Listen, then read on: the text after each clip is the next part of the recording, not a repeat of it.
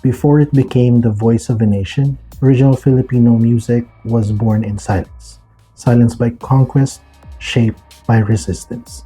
Beneath the familiar melodies we know today lie the echoes of displacement, imitation, and struggle to reclaim identity. OPM did not emerge from a vacuum of creativity, it was carved out of colonization. Filipino artists were forced to sing in borrowed tongues, mimic foreign styles, and survive in an industry that seldom valued authenticity. Yet, from this darkness, something powerful emerged. This is the dark story of OPM's origins. Not just a history of music, but of erasure, survival, and a long, unfinished fight to be heard. Hi, my name is Eris. In this video, I'll be taking you through a deeper look into the origins of OPM. A story shaped by history, identity, and struggle. All sources I use are linked in the description below. If I missed anything, or if you spot any inaccuracies, feel free to let me know in the comments. And since we are here, consider subscribing. Let's get into it. With the advent of the Philippine recording industry in the 1950s, Zarzuela solo songs served as a foundation for classical kundina and lighter love songs used in radio and film. It gave rise to an unprecedented popularity not only to the music but also the performers. Some of the top artists were Pilita Corrales, Silvia La Torre, and Nora Honor. During the 1960s saw the rise of popular Western songs covered by Filipino artists.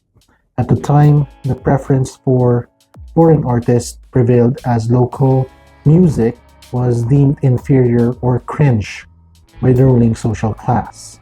Filipino music was striving to find its own distinct voice, and local artists trying to define that Filipino or Pinoy sound. My countrymen, as of the 21st of this month, I signed Proclamation number 1081, placing the entire Philippines under martial law. Then came 1972. Marcos dropped Proclamation 1081, a fancy name for a long, dark stretch of martial law. Media was censored, songs were screened, and anything that didn't line up with the government's narrative banned. And yet, music didn't die. It adapted. Imelda Marcos, in all her opulence, funded concerts and praised cultural expression. But behind the glam, artists were still being silenced. Music became both propaganda and protest. Depends on who has the mic.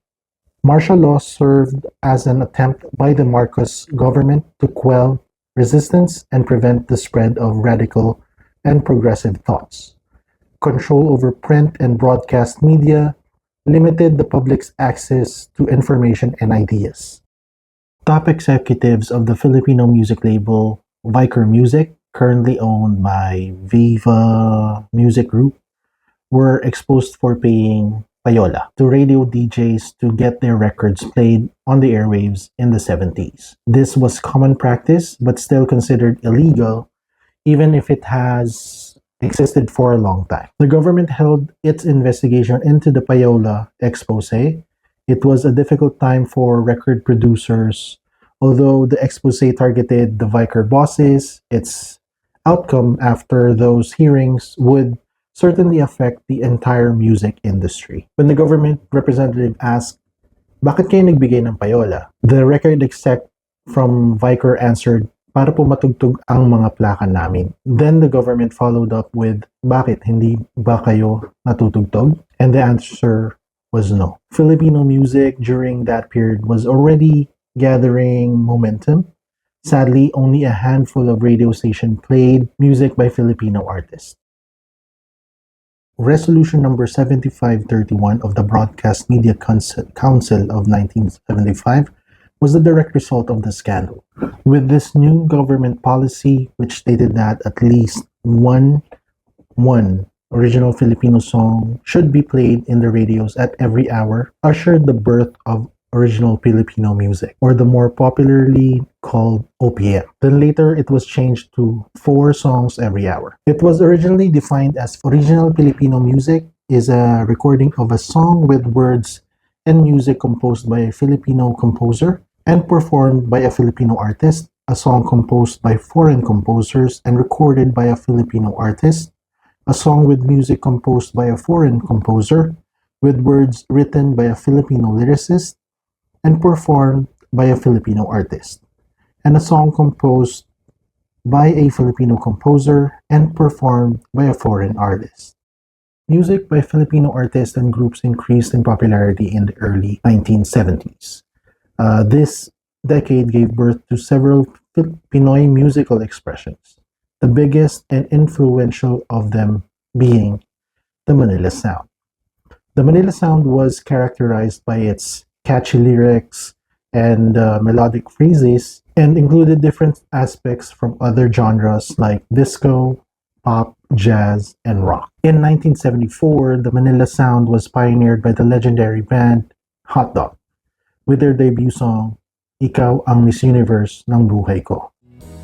Ikaw ang Miss Universe ng buhay ko.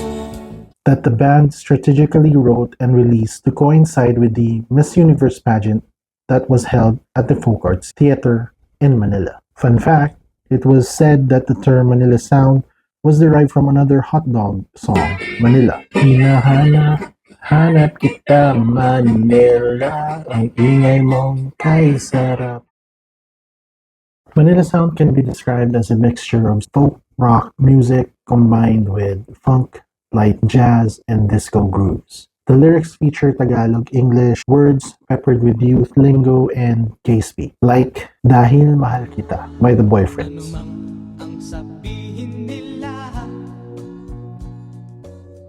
Because the group was successful, a rival label formed VST and Company with the song Awitin Mo at Isasayaw Ko.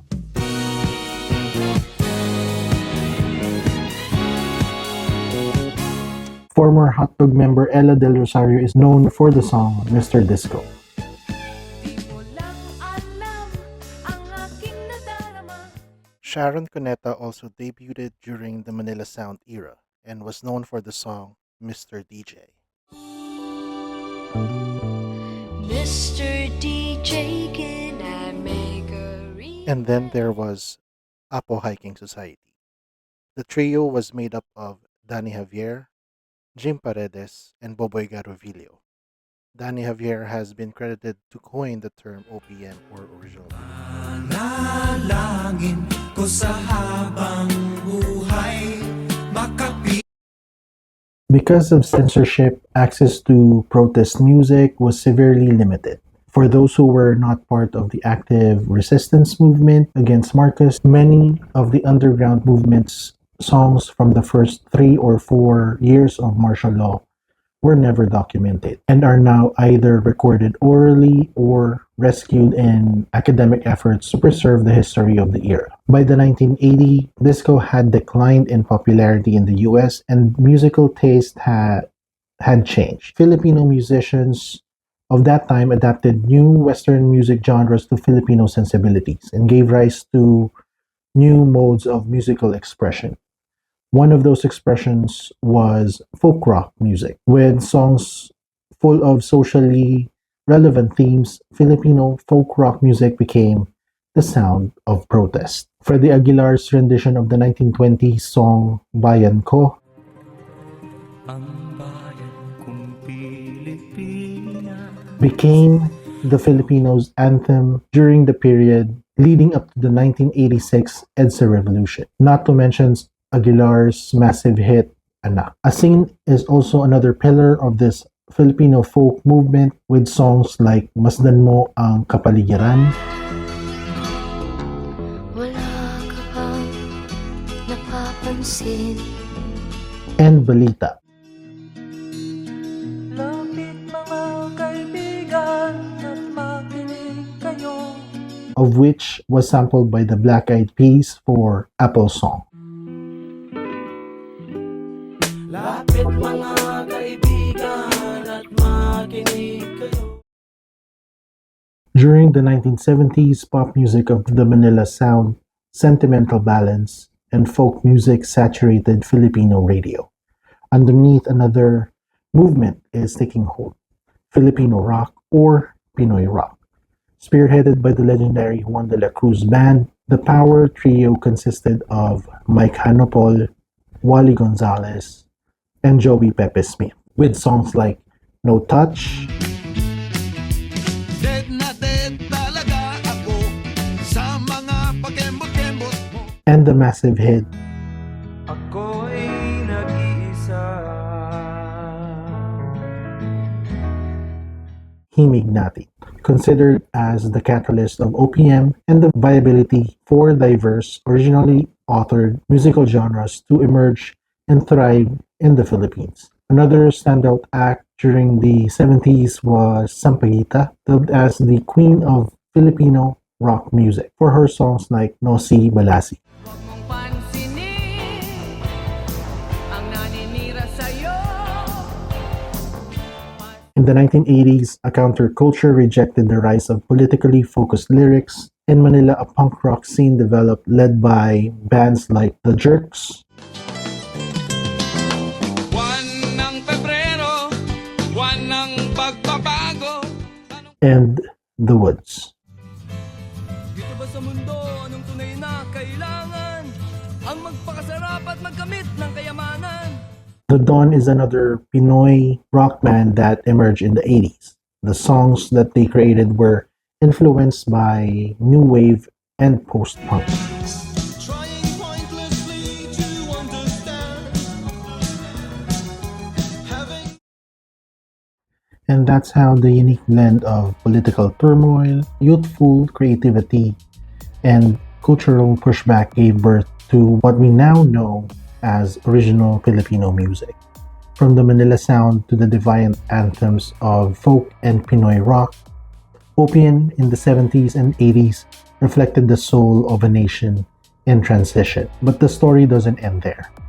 In our next episode, we'll dive into the golden age of FM radio and its powerful role in shaping the sound of OPM. How did these stations, once gatekept by payola and censorship, became the driving force behind the music that defined a generation? Don't forget to like this video, subscribe to the channel, and hit the bell icon so you won't miss when we go live with the next chapter of OPM's story. Have a great day.